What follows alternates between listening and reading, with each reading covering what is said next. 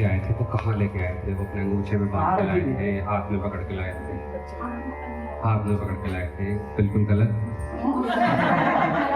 मुंह में लेके आए थे। बहुत बढ़िया। आप अपना नाम बताइए। मिकी। एक बार ताली बजाइए मिकी जी के लिए। हनुमान चालीसा में आती है यह बात, प्रभु मुद्रिका मेली मुख मांगी जल्दी लांदी गया। अच्छी कोशिश की बेटा, आपने पार्टिसिपेट करते रहना चाहिए। Very nice. लेकिन अब प्रश्न ये उठता है कि वो हनुमान जी वो अंगूठी मुख में क्यों लाए? अब यह अगला प्रश्न है। वो अपने अंगूठे में बांध के ला सकते थे या हार में भी पहन के ला सकते थे, अपनी उंगली में धारण करके। हाँ, अंगूठे में तो बांध ही सकते थे वो। हाँ, जनेऊ में भले ना बांधे, जनेऊ में बांधा गलत बांधा। जो जनेऊधारी है उनको सबको मालूम है कि जनेऊ में एक चाबी, अंगूठी ऐसी चीजें बांधना नहीं। जनेऊ की जो पवित्रता है उसका रक्षण हमें करना है।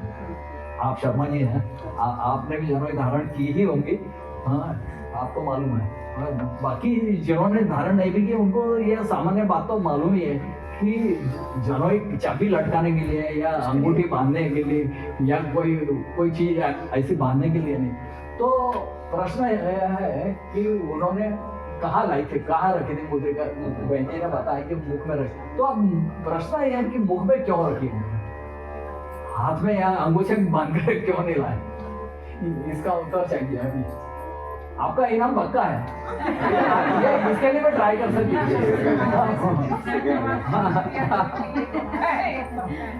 डबल प्राइज आप ट्राई कर सकते हैं। तो हनुमान चालीसा की उसी चौपाई में इसका उत्तर है कि प्रभु मुद्रिका मेली मुख माही जल्दी लाने का अचरज नहीं। यानी मुद्रिका मुख में रखने के बाद और जल्दी ला दे, है ना। हनुमान जी समुद्र को पार करके आ गए, यानी इसमें कोई आश्चर्य नहीं। क्यों आश्चर्य नहीं? समुद्र हनुमान जी ने पार किया, इसमें आश्चर्य क्यों नहीं? क्योंकि प्रभु की मुद्रिका उनके मुख में थी। अभी प्रभु की मुद्रिका मुख में होने से समुद्र पार हो सकता है, तो ये हनुमान जी के लिए केवल अप्लीकेबल थी ये बात? नहीं, हम सब के लिए भी अप्लीकेबल। हम सब भी यदि प्रभु रामचंद्र जी का नाम हमारे मुख में रखते हैं, हमेशा राम नाम का उच्चारण कीजिए, तो क्या होगा? की जरूरत नहीं है। ये जो संसार सागर है, ये संसार सागर है, ये हम तर सकते। जल्दी लांदी गए अचरज नहीं, हम भी तर सकते ये संसार सागर। हमको संसार सागर तरना ही है एक दिन।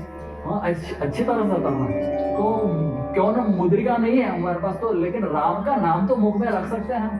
तो कोशिश कीजिए राम का नाम हमेशा हम सबके मुख में रहे। आइए आगे बढ़ते हैं। एक और क्वेश्चन आता है लोगों के मन में। सबने रामायण भी पढ़ी है स्टूडेंट्स ने, और सबने सुंदरकांड भी पता है कि इसमें हनुमान जी की पूरी होती है। बट क्वेश्चन आता है कि जैसे महाराज ने बताया कि अभी में लिखा हुआ है तो बहुत लोगों को समझ नहीं आता। तो एक मेरे ख्याल से सुंदर सा तरीका है उसका कि आप, क्योंकि इसमें 60 दोहे हैं, तो उसको 10-10 दोहे में समझिए। पहले 10 दोहे हैं सिर्फ इस बारे में कि जो हनुमान जी मतलब प्रिपेयर होके जाते हैं, जो समुद्र लांघते हैं और विभीषण से मिलते हैं, और विभीषण उनको बताता है कि यहाँ पे सीता माता है।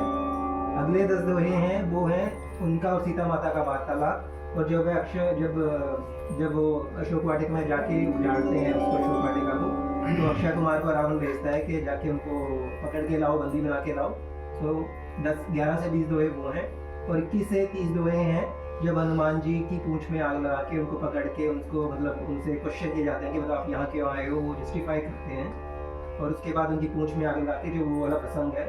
और फिर जो 31 से 40 वाले दोहे हैं वो वाले हैं जो जब वो वापस जाके श्री राम को